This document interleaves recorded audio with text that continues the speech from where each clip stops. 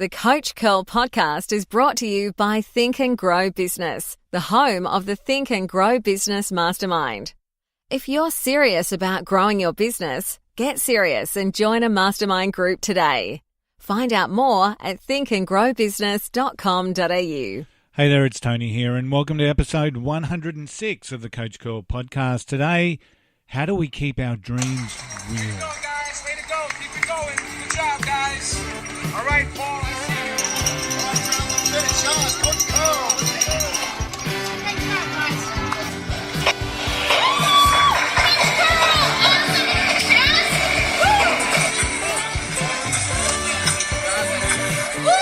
Coach Curl, we love you. Hey there, it's Tony here, and welcome to episode 106 of the Coach Curl podcast. Today, how do we keep our dreams real? And first up, big apologies about last week. Yes, I did get some feedback. Where's the podcast? It didn't go up. And last week, seriously, unfortunately, just got away from us. It was a fairly full-on week in so many ways. Started to take on some more clients that are a little bit further geographically dispersed. It took a little bit of time out of the days and out of the week, but hopefully this week a little bit used to the additional travel, I guess. So hopefully this week we'll get two up. We'll just see how we go. Often many people will ask me, how do I keep my dream in front of me? How do I keep it real? And there are many variations as to how you can do this. And you know, so many people treat this aspect of a dream as something that is a dream like when we've got our eyes closed. But we really want to have this dream with our eyes open, and we really want to keep it in front of us. So having that clarity around the dream and what we need to do to achieve it is really, really important. Now, I've gone through this over at the Coach Curl Academy Facebook group, and we've talked about, we spent 10 days going through that ownership and keeping that dream real and keeping that dream alive, and some of those tips that we've taken out of the John Maxwell book. The book's called Put Your Dream to the Test, and it's one of the definitive sources that I know in and around this concept of dreams and what it is that we're chasing for. So some of those, and so to keep your dream real, obviously to be able to get some content in and around that, and to help that awareness process for each and every one of us is really important. So I would recommend that particular resource. I think it's a fantastic resource, and it really does help us set ourselves up for success with our dream or our goal. But today I just want to go through some of those big takeaways that I had when I initially read this book. Now, I've had this book for a number of years, of course. So as a certified John Maxwell coach back in 2013 was my initial certification with the John Maxwell team. So fantastic. It's a fantastic process of personal growth that we have within the John Maxwell team. And that was when I first grabbed hold of this book. It was one of the books that we're allowed to teach. So fantastic. It's a fantastic concept. So putting your dreams to the test. Now, the first thing that John asks, and there's 10 questions in each of these, 10 chapters, and each chapter revolves around a question. So the first question that John asks is the ownership question: is my dream really my dream? So if you want your dream to be real, it's got to be yours, doesn't it? It can't be your wife's, it can't be your partner's, it can't be your husband's, it can't be the person at work, it can't be your kid, it can't be Tony Robbins' dream. It's got to be yours. You know, it can't be LeBron James's dream. You have to own this dream, and with that ownership comes accountability and a responsibility for bringing it through. So that whole concept of owning that dream, and is that dream really yours, is critical. It is critical for your success, and that's a stumbling block that many people suffer in the first place. Their dream's actually their parents' or it's somebody else's, and it's a dream that they've inherited or taken over, and it's not theirs. And that really hurts us when it comes to wanting to commit to something and wanting to really make it work. because we always feel like it's not ours. And you're doing it because you have to, as opposed to doing it because you want to. So the first thing you have to do is just really understand, is this dream yours? Second question that John asks is, do I clearly see my dream? Do I clearly see my dream? That concept of clarity around our dream is just incredibly important. Do I clearly see my dream? Or is it hazy? Or is it a bit cloudy? Because we have to be specific when it comes to any sort of goal setting, any sort of challenge that we're facing. It has to be specific. If it's not specific, it's general. And general dreams don't work. In general dreams don't work. We have to make it as clear and specific as what we possibly can. So the more specific, the better. Because once again, when we're specific, it creates that motivation towards that particular goal. So many people have general wants and desires. I want to have more money. I want to have an attractive wife or a partner, or a beautiful husband, or I want more money. I want a better job. I want a better boss. And they're just general desires. We need to be, when we're thinking about making a dream that's real, we have to be really specific. So can I clearly see my dream, and can I map that out in a really specific way? The reality question is chapter number 3 is the third one that we talk about. And the reality question is, am I in control to achieve my dream? So my control. So many people have dreams. They want to win the lottery. They want to win the lotto. They want to win it big on a pokey. Many people have those dreams, but that's out of your control, completely out of your control. It's dependent on luck. So question number 3, my control. Am I in control of my dream? What can I do? Because if you sit back and you think about it and it's actually out of your control, getting a promotion at work, what's in your control, for example, is what you can do. Work hard, personally grow, develop others around you. But ultimately that promotion may be dependent on someone else giving you the approval. So getting that promotion may not be a dream, but being the best person in that particular role for you, for the business and for you, is more in your control. So think about that from that aspect. If you're sitting back waiting and hoping and wishing and praying for stuff to happen, it's unlikely to happen. Chapter 4, John talks about passion. Does my dream compel me to follow it? And once again, this is about that being really, really specific. And is this an area of my life that I'm passionate about? And I suppose when we link this back to the concept of purpose, a lot of people compare their purpose with other people. And other people have got huge purposes, huge. They want to build an orphanage. They want to build shelters for abused animals or whatever. They're pretty big, Some people just want to change the world. But your purpose and your dream needs to be something that you're passionate about and really clearly fits within you. So you shouldn't compare your dream or your passion. But if your passion doesn't align with your dream, it's unlikely that you're going to have that lasting motivation. So you need to think about that. Pathway is what John touches on in the next question. Do I have a strategy to reach my dream? And once again, this is about creating that strategy.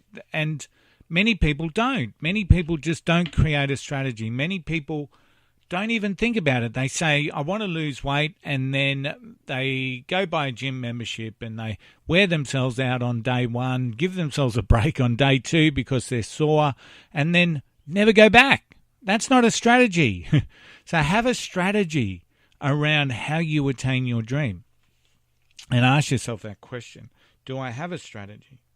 Number 6, the people question. Have I included the people I need to realize my dream?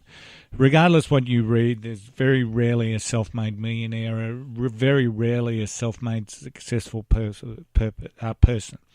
They've always had people with them. They've always had people around them, and those people around them help them on their journey. So think about that from your perspective. Who do I need? What resources can I call on? What strengths do I need to complement mine? And they should be the people sitting around you in relation to your people question. Number 7 is one that's, once again, so many people just fail to even comprehend the concept of, am I willing to pay for my dream? So this is the cost question of what John talks about, the cost question. So am I willing to invest, or am I willing to pay the price for my dream? And often this links in with John's leadership law, the law of sacrifice, because to go up you have to give up, and that's reality. As we move through our career and we move into higher and bigger roles, we need to sacrifice. Whether it's an investment in our own growth, whether it's saying goodbye to people that have shared part of the journey with us, whether it's in some respects we give up some rights as we move up. So when we start off on the shop floor, for example, we're usually covered by an award, an award for how much you get paid, what you have to do. You normally have a position description. Then as you move up the chain, often those rights that you have disappear and they change. So think about that. Am I willing to pay the price? Am I willing to invest in myself to achieve what it is that I need to achieve? Because if you're not willing, and even that willingness to get out of your comfort zone to achieve your dream, that's the price that you have to pay. Meet new people, get out there and really stretch the parameters of your life. But you have to ask yourself, am I willing to pay that price? Because if you're not willing to pay that price, it ain't going to happen. You can't achieve great things by staying where you are. The tenacity question, that's all about, am I getting closer to my dream? Am I taking those steps every day towards my dream? See, where you are today is the furthest that you should be from your dream, because every day you should be stepping closer, closer, closer, closer. So today is the furthest that you will ever be from your dream. Yesterday you were even furtherer, but you've taken a step forward. So every day we should be stepping towards the dream. So think about that as a concept. Am I tenacious to continue to do that?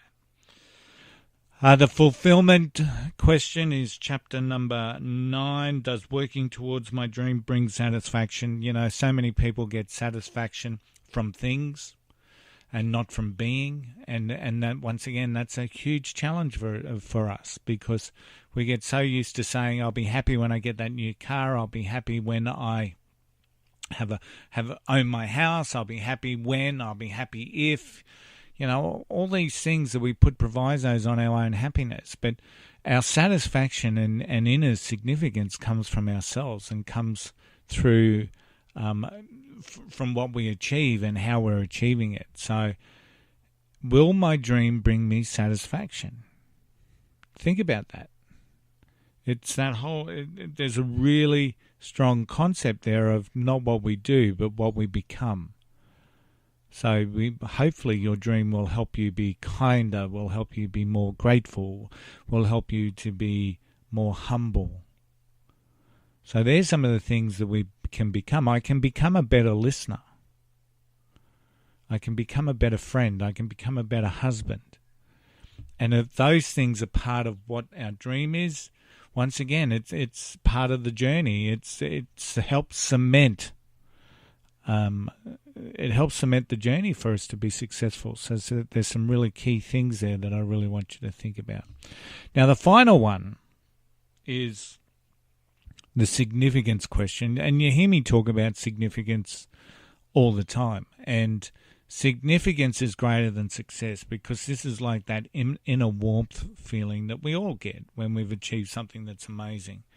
But significance around your dream comes from, can it benefit others? Asking ourselves the question, how does my dream benefit others? And once again, this is really important, because if you can see how your dream benefits others, it's going to help maintain that motivation. It's going to help maintain some accountability. So there's some real beauty within that. So that's the 10 ways that John Maxwell puts forward as a way of keeping our dream real, putting our dream to the test, asking those questions as we go through and making our dream work. So that's episode 106. I hope you took some great value out of that, and I hope that you can ask those questions and really help keep your dream real, keep that dream alive. Really, let's work together. Let's make 2019 the very best year that you can possibly make it, and let's make it a dream that's better than the one that we envisaged at the beginning of the year. I want to just thank all the members over there at the Coach Curl Academy. We've got a Facebook group that's free to join, that's got a range of units that you can work through. But don't forget, we've got that wonderful membership site that focuses in around mindset, leadership and business. There's over 60 programs sitting in there at the moment. So the Coach Curl Academy, we've got a growing community sitting inside there. So that's pretty cool. So if you want to join the community, feel free. Come over, do a search for us on Facebook, the Coach Curl Academy, and just go from there. I know the value that we have, and I know the value that we offer, and just get out there and check it out. A big thank you to my team at Think and Grow Business. Huge supporter, and thanks very much to the team. Without them, this podcast just simply wouldn't exist. So I really do always treasure the work that my team do over there at Think and Grow Business. Don't forget, I've got a book. It's called Seriously Simple Stuff to Get You Unstuck. Some people love it. They call it a life coaching book. Other people say how it's helped them in their business. However it helps you, that's what the book's designed for.